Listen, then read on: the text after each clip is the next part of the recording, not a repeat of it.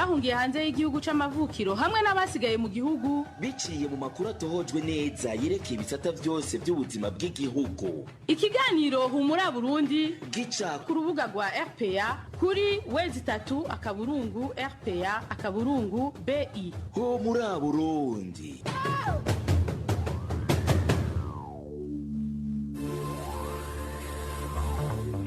Kuri mikro muri kumwe na Emmanuel Niyungeko. Turi ku munsi wa gatanu igenekezo rya 17 mu kakaro umwaka wa 2020 ndabaramutse nongera ndabaha ikaze muri ano makuru y'ikiganiro muri Burundi ca RPA, amakuru ashimikiye ku ngingo nkuru zikurikira. Kuri uyu wa 17 mu kakaro niho amakungu yararamutse ahimbaza umunsi wahariwe ubutungane. Abaharanira agateka kazi na muntu mu Burundi basaba abakorewe amabi kudacika intege kuko bazoteba bagatunganirizwa. Ni mu gihe sentare mpuzamakungu mpanavyaha iriko irakora amatohoza ku vyaha bijanye niho nyangwa ry'agateka kazi na muntu mu Burundi kuva mu mwaka wa 2017. Kuva kuri uyu wa kane haratanguye gupimwa umugera wa corona mu ntara zimwe zo hagati mu gihugu, mu gihe iyindwi igira kabiri iryo sekeza ritanguye mu gisagara ca Bujumbura. Mu gice ca kabiri cahariwe ikigabane dukingire ibidukikije tuzakugaruka ku bijanye n'imiriro ya Nyakanga yasubiye kwibonekeza mu gihugu hamwe n'icokorwa mu ntumbero yo gukingira ibikoko n'amashamba. Lucia Kabera afatikanije na Ines Gakiza nibo batuma amajwi n'amasanamu bibashikira mu kanyisase inkuru imwe mu kwaye.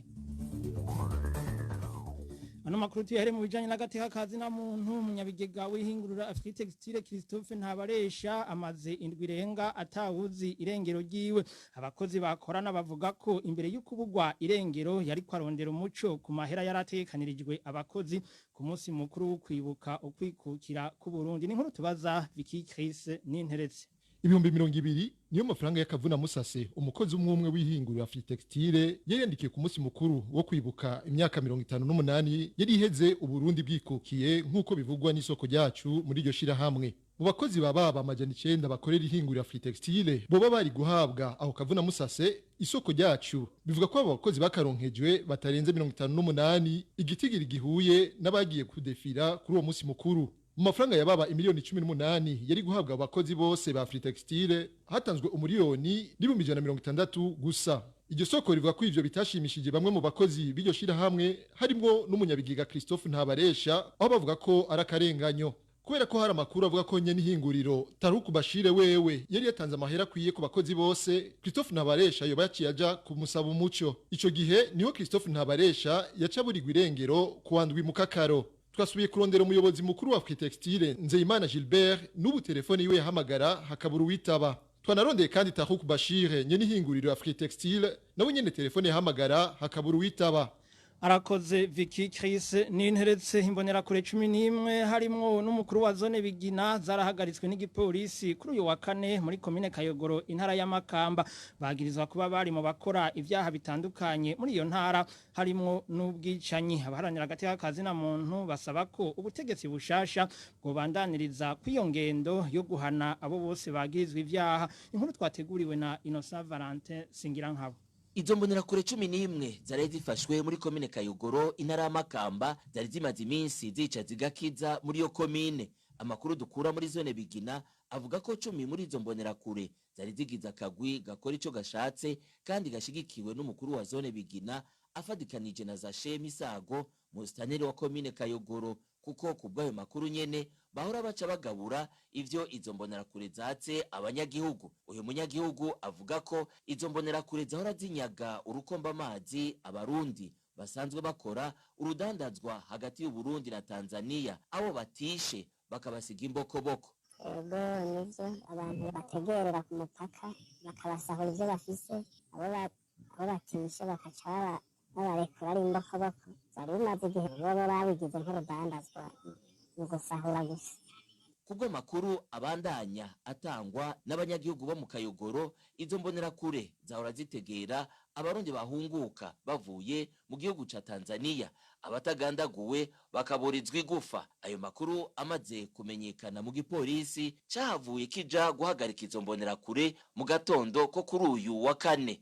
Izo mbonerakure zafatanywe na Paul Rwajekera, umukuru wa zone Bigina, kuko igipolisi cari gifise amakuru ko uyo mutware akorana nako kagwi. Bose ubu bakaba bafungiye mu gasho k'igipolisi k'intara ya Makamba. Abaharanira agateka kazina muntu muri iyo ntara barashima ifatwa ry'izo mbonerakure, bagakeka ko ubutegetsi bushasha bwoba bushaka kwikura imbonerakure zigize akamararuganda. Amakuru yadushikiriye mu gatondo ko kuri wa gatanu amenyesha ko Paul Rwajekera, umukuru wa zone Bigina, yahavuye arekugwa ku itegeko rya Zashemisago, musitanteri wa komine Kayogoro.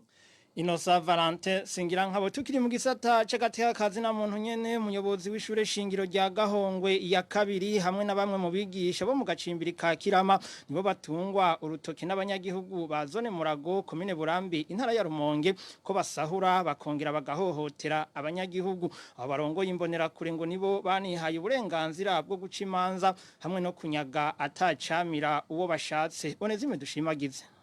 Uza kwisonga muri izo mbonerakure zitoteza abanyagihugu muri zone Murago nuwitwa Padoman Rambona, umuyobozi w'ishure shingiro rya Gahongwe ya kabiri. Uwo muyobozi wo mu gacimbiri ka Kirama ngo ni nabarongoye imbonerakure zo ku mutumba Usaga. Akurikirwa n'uwitwa Nkurunziza Leonard wahitwa ku ruhande mu gacimbiri ka Nkunda. Uwa gatatu ari nabashira imanza za ngondagonda abanyagihugu yitwa Nkunzimana Jean Paul wo mu gacimbiri ka Kirama, hagakurikira uwitwa Sibomana Jovenis hamwe na Ntahomvyariye bose bo mu gacimbiri ka Kirama. Izo mbonerakure zisanzwe ziri mu bajeje imbere y'ugwaruka muri ako gace ka komine Burambi ngo zirafise aho zikoresha mu kuja gukubagura no gusahura abo zishatse nk'uko umunyagihugu abitwiganira. Abo nibo bantu uko ari batanu bafite urwego rw'imbonerakure, ntibaca imanza, nibo banyaga, nibo batuma imbonerakure y'abafata abantu. Aho bakoresha rero nk'igipolisi, umushefu wabo ni witwa Ndikuriyo, abo mu gacimbiri ka Kirama Gahongwe de ako mashuri nyene. Uwitwa Jirebere ni umukozi akorera uwitwa niyo kindi Gerard, uwitwa Niyunge ko Agricole, abo nyene Gahongwe de bane batatu. Bane Rambona nabo nabo mu Gahongwe de. Abo rero ko ari bane nibo bafata abantu bakabatwara hama boheje bakacika imanza. Iruhande y'imanza za ngondagonde bacira abanyagihugu bagamije kubasahura amafaranga, izo mbonerakure nyene zirongowe n'umuyobozi wazo Padoman Rambona asanzwe arongoye Ekofo Gahongwe ya kabiri nibo binjiye ku munsi w'Imana uheze mu rugo rw'uwitwa Nyandwi Firemo, bamutegeka kubaha inyana y'inka yishirahamwe igiterambere CDC, bagenda bayishoreye baca bayigurira umwigisha wo kuri Ekofo Gahongwe ya kabiri nyene Sibomana Jovenis asanzwe ari umwe muri izo mbonerakure zitanu zivuga ari kijana.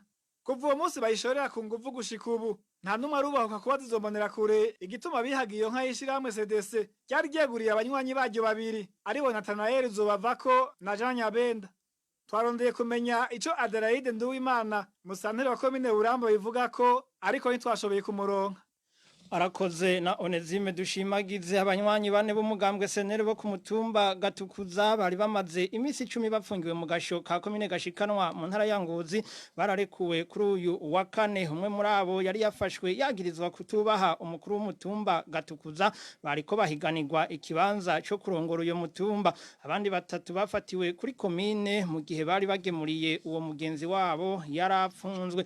Mu gisata c'ubutungane abamenyesha makuru bane b'ikinyamakuru Iwacu barakwije amezi 8 n'imisi 27 bafungiwe mu ibohero ry'intara ya Bubanza.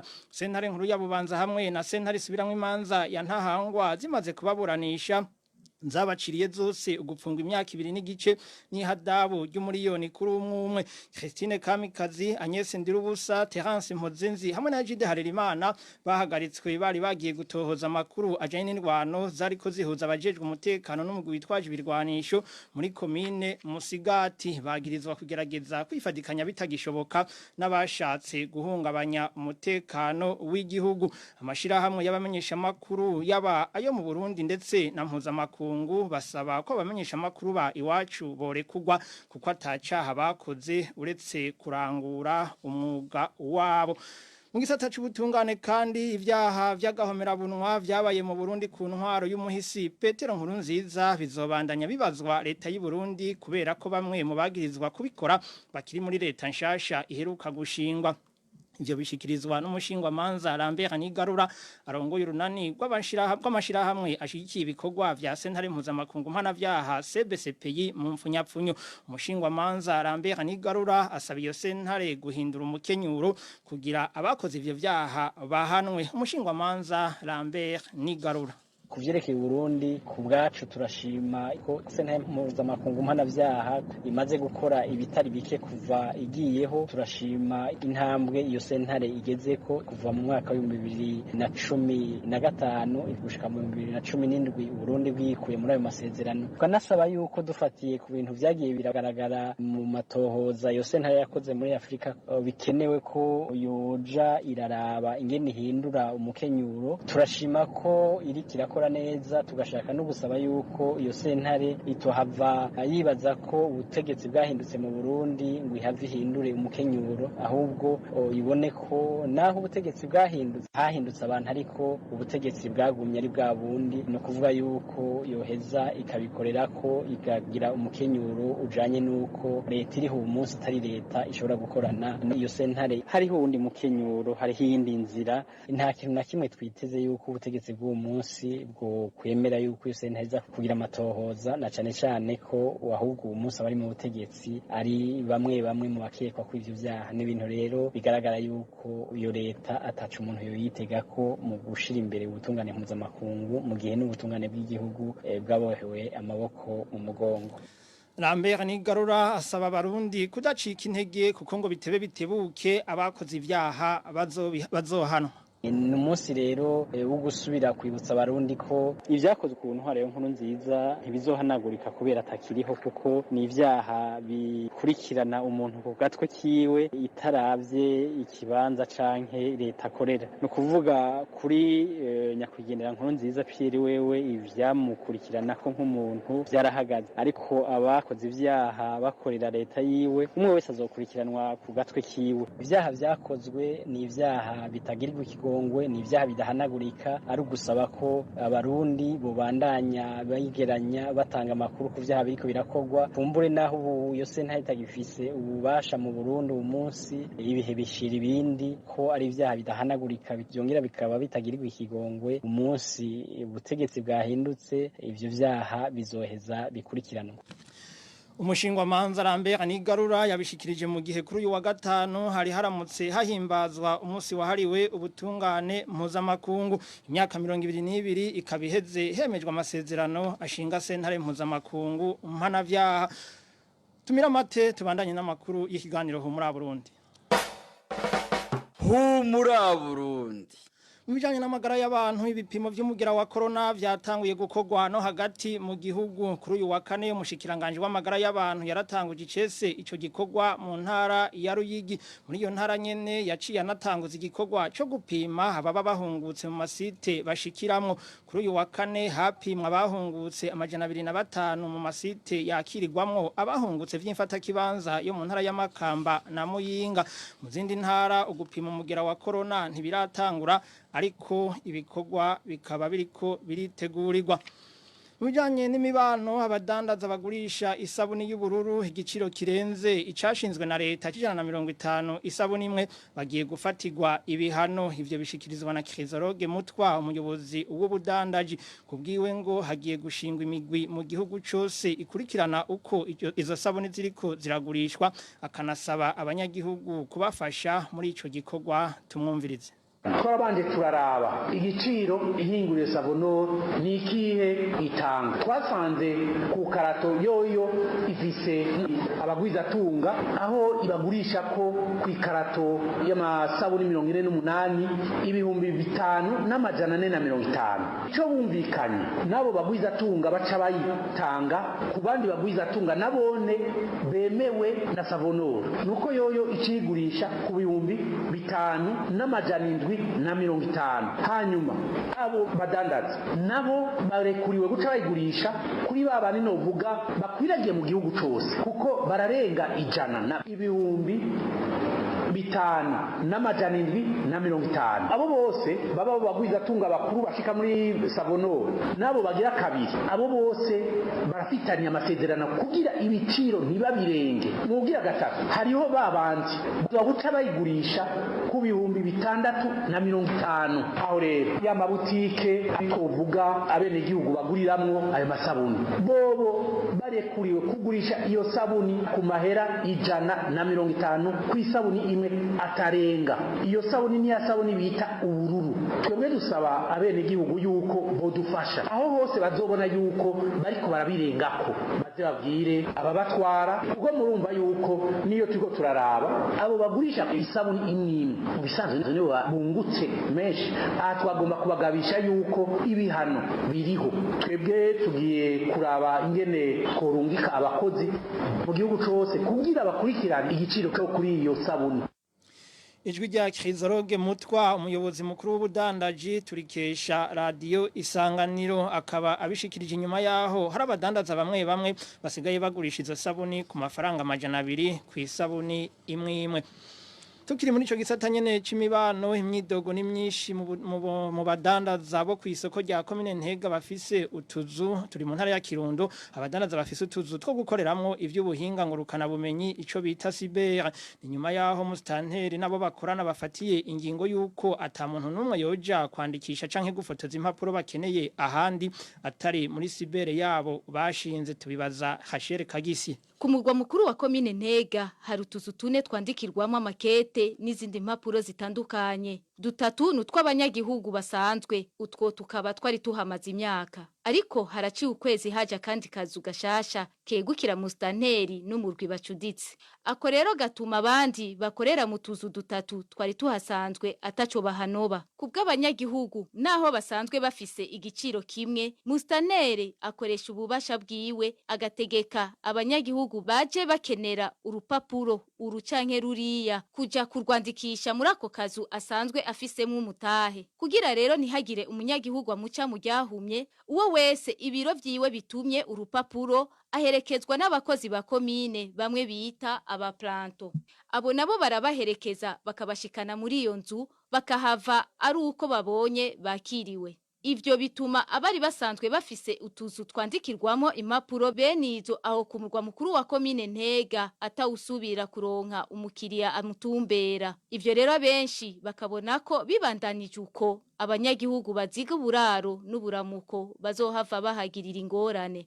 Basaba rero mustanere wa commune Ntega kureka hakaba ihiganwa abanyagihugu bakeneye kwandikisha bakaja aho bashaka. Twarondeye mustanere wa commune Ntega Ngabonziza Philippe tumaze kumwidondora yaciye aducira ku murongo wa telefone.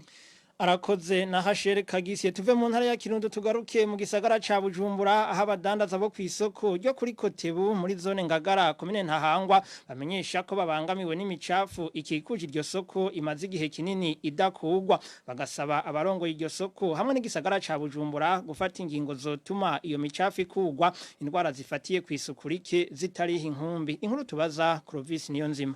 Imicafu iva mu isoko ryitiriwe Kotebu hamwe n'iva mu bidandazwa baba baje kuranguza kuri iyo soko imaze hafi amezi 4 idakugwa kubw'abadandaza aho bigeze iyo micafu isigaye yararundanye imera nk'imisozi isazi nazo ngo zatumiranye kuko umuntu kuhari urenze nkuko bivugwa nomwe mu badandaza kurengana harenganye kubera ukuhacubu nukuba utari umuntu akarigwa n'umunuko canke umuntu arinda gose kweze bicafu byamaze kumera nk'imisozi kandi ivyo bicafu n'imiduga bicamwo no kuri bagateye imbabazi ahantu muzi ko aza gusumira inza urusanzi ruduma ahakora no kuvuga iryo soko ryari nk'iryabagendwa umwanya n'umwanya ashobora kutagenderwa urabona ko no kwipakiriza impande bahipakiriza ariko iyo ugiye kwipakiza uvaho sobona havuye kubera uri mu muntu kudasanzwe kandi ufite ubwoba ko ushobora kuvanga akakwirwara. Abo badandaza basaba ko iyo micafu ikugwa itabatera indwara. Kandi indwara zimwe z'amacinya canke kolera nazo nyene na kumwanya n'umwanya ushobora kuhabomorera ibara rikagwa mahanye. Nukuri turatakambira gose yaba abantu babijejwe na cane cane bamwe bakora mu gisata ca seteme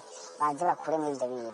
Tukanasaba na cane cane nk'uyu yarashikirijwe nk'umukuru w'igisagara ca Bujumbura mushasha turamusavye agarukire no ubucafu buri ngaha kw'isoko rya Kotebu n'impande y'abakora impande ya Kotebu twarondeye sinzi umunsi komiseri w'isoko ryo kuri Kotebu twamukenye naye mukuru w'igisagara ca Bujumbura Jimmy Hatungimana yatubwiye ko afatiriwe. Clovis niyo nzima ibarabara nimero 3 Bujumbura Rumonge Nyanzarake rigeze aho umwasa ashaka ibice bimwe bigize iryo barabara bibangamiwe n'amazi y'ikiyaga Tanganyika ahandi naho mwibarabara hagati huzuye ibinogo abasanzwe baricamwe bafise impungenge zuko rishobora no gucika burundu nkuko twabiteguriwe na Walter Kwizera. Ibarabara rivi Bujumbura rigana mu ntara ya Rumonge ryarasinzikaye ku buryo uhageze utomenya ko higeze kubikaburimbo. Aha twovuga nkaho bita mu magara no mu makombe aho iryo barabara riri ku mushiro. Umwe mu bakoresha iryo barabara aravyigana. Barabara ryose rya Bujumbura Rumonge ryarabaye nabi ubaro ntatakimenya ko rigeze ko hari kaburimbo. Barabara ryaheze ari n'ahandi ugomba gushika ku magara mu makombe ya magara naho nyene ririko ririnjira. Agahebuza niyo uvuye mu Rumonge uje Nyanzarake. Ahatari hake ibice bigize iryo barabara vyahomokeye mu kiyaga Tanganyika. Abaricamwo bakabona ko ari kabiri na rimwe rigacika ntiribe rigihita. Rero kandi byongeye uvuye Rumonge Nyanzarake hoho rero niho tubona ko rishobora kutubangamira gusumba Bujumbura Rumonge. Ahantu urenganye birushike mu mvugo urenganye mu Rubindi hagati ya Rubindi na Mvugo uruhande rurerure rwaramaze gusenyuka rose rukina mu Tanganyika mu Karonda naho nyene ryaramaze gusenyukira mu Tanganyika. Mu by'ukuri dufise impungenge cyane ko umwanya ushobora gucika ikogagwa. Uretse ivyo bice vy'iryo barabara bibangamiwe n'ikiyaga Tanganyika n'ahasigaye hageze aho umwansi ashaka. Abasanzwe baricamwo bakababazwa n'ingene atakiriko kirakorwa ngo rigarukirwe. Ni mu gihe uretse ko iryo barabara rihuza intara zitari nke zo mu Burundi risanzwe rinahuza Uburundi n'ibihugu bibanyi nka Tanzania hamwe n'igihugu cy'u Rwanda. Walter Kwizera arakenuye ano makuru mushobora kuyakurikira muciye kuri wezi 3 akaburungu RPA akaburungu BI abifuza kuyaronswa muciye ku muhora wa WhatsApp mwandika akamenyetso ko guteranya 49 151 amajana 294 16 amajana 348 mukanya igice ca kabiri ca kino kiganiro. Humura Burundi. Mu kigabane dukingire ibidukikije uno munsi tugaruka ku miriro ya Nyakanga yasubiriye kwibonekeza mu Burundi murumva ico ivako ingaruka zayo hamwe n'icari gikwiye gukorwa kugira ntibandanye ibangamira amashamba ndetse n'ibiyabamwo. Ikigabane dukingire ibidukikije cyo kuri no wa gatanu mu gishikirizwa na Hervé Yuhire afadikanije na Eroge Divin Remesha.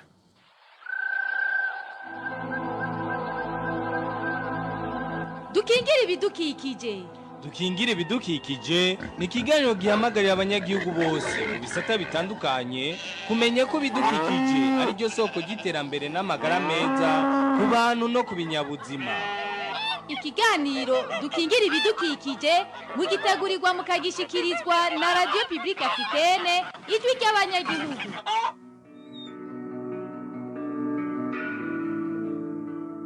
Muriwe neza Chuti wakunzi bikiganiro dukingire ibidukikije.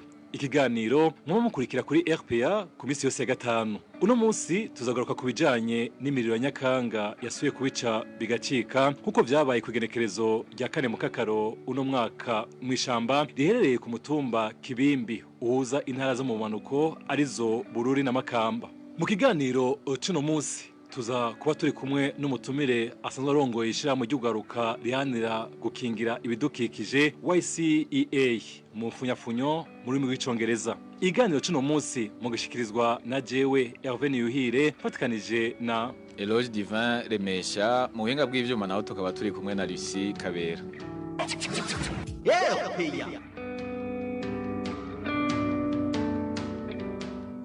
Imbere ko tuje mu iganiro nyezina n'umutumire reka mugenzi wacu Emmanuel Niyungeko abanza tubwire iberutse kuba ku mutumba Kibimbi aho muriro wa Nyakanga uriko uraturira ishamba risanzwe ribamwe ibikoko bitari bike hamwe n'ubwoko bw'ibiti bitandukanye.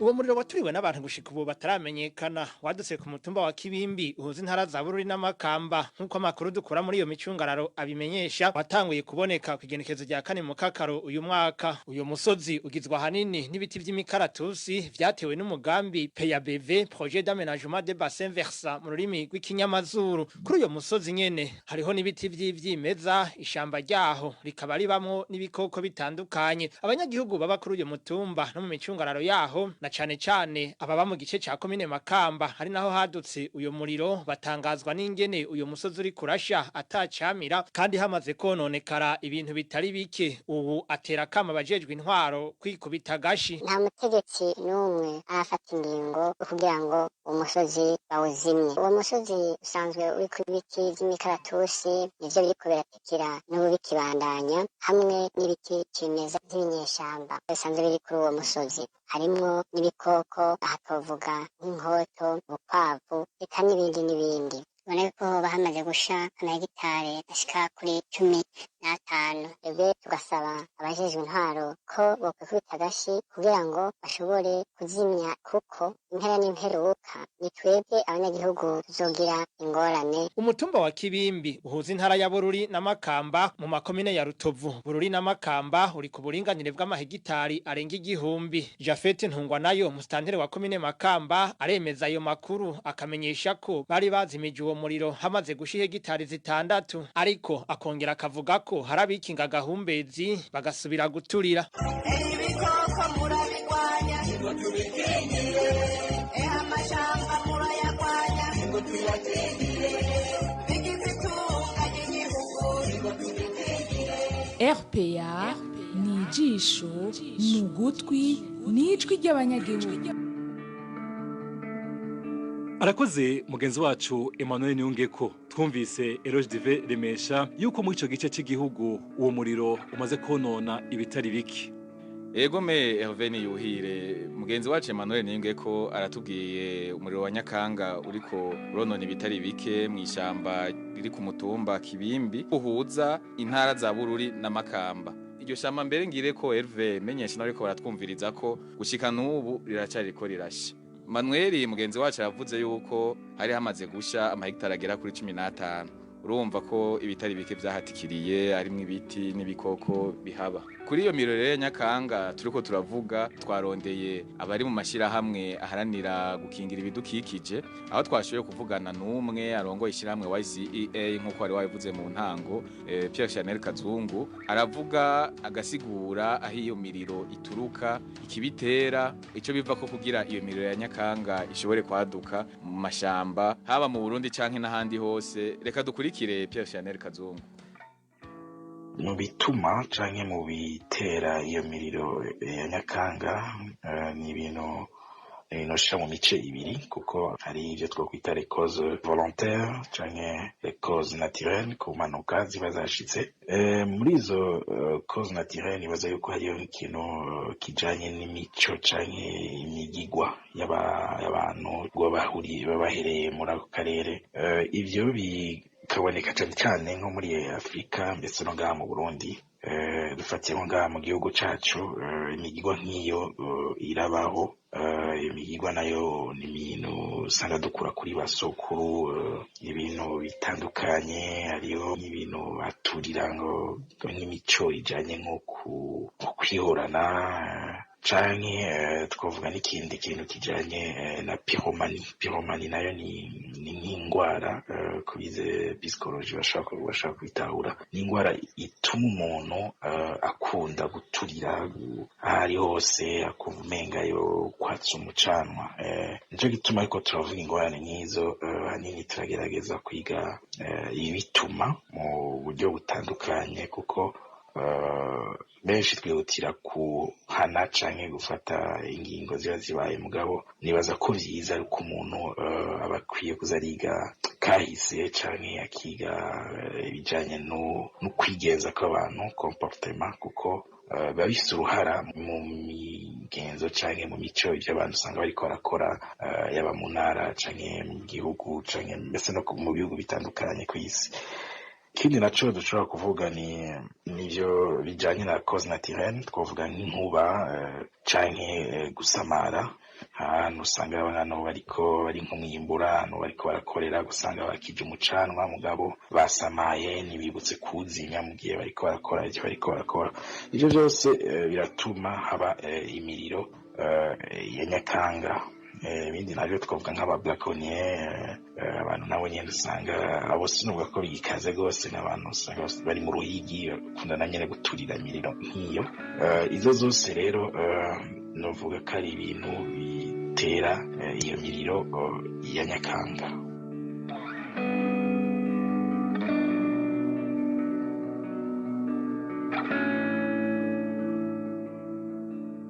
Erode Veremesha twumvise ko hanini umuntu agira uruhara runini kugira iyo miriro ya Nyakanga yaduke. Aravuze nk'akarorero kubijanye n'imigigwa byamye bikorwa n'abarundi.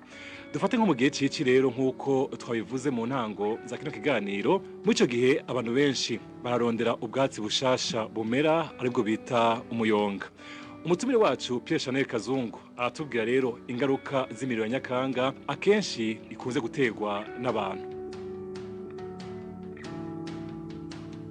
Iyo miriro ya Nyakanga nayo Fedobus imaze kwibonekeza ntihobura ingaruka mbi canke ivyo twokwita les conséquences bien ama inconvénients batandukanye. Izo ngaruka mbi nazo ntizibonekeza gusa muri environnement, nibaza yuko ari ibintu bica byafecta n'ubutunzi canke ico no kwita l'équilibre social.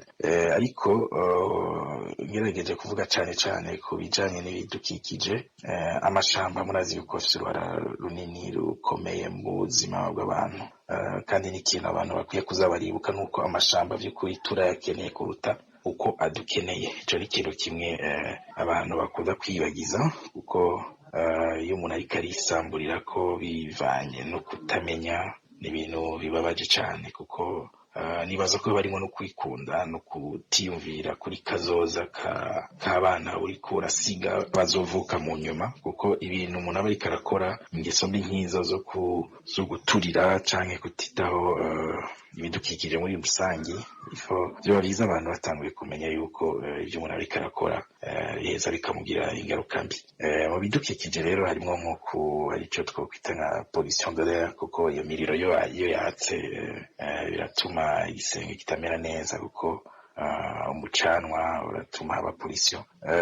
Ibindi navyo ni disparition d'espèces, hariho ibikoko biheza bigahona, kuko inzu y'ibikoko n'ayo mashamba, kuko ibikoko ntibitunguye mu mazu nk'ayo tubamwo, inzu yabo rero n'ayo mashamba. Rero iyo umuntu ayaturiye ingaruka ntizobura, kuko ivyo bikoko bica biherekeza ayo mashamba, biraheza bimwe bigapfa, ibindi navyo bikomoka bikamererwa nabi. Ikindi naco ni ikintu kijanye na sécheresse canke déséquilibre climatique. Ivyo navyo mumaze imisi mubikurikirana, murabona ko ari ikibazo kitwega twese, ikintu kijanye na changement climatique.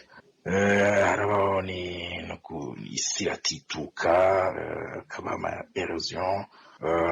Ivyo vyose ni ibintu bitwereka yuko effet de brousse canke imiriro ya Nyakanga ifise ingaruka mbi cane, yaba ku buzima bw'abantu, ku butunzi, mbese n'ubuzima bwa misi yose, kuko amashamba ntahari gusa kugira ngo dufashe guhema, dufashe ikiyariho. N'ibintu vya tourisme, hari abantu baba bashaka kuyatemberamwo baraba ivyiza vy'igihugu. Nibaza yuko ni ikintu co guhagurukira, kuko amashamba afise ubuzima, afise uruhara nyamukuru mu buzima bw'umuntu. RPA African Public Radio.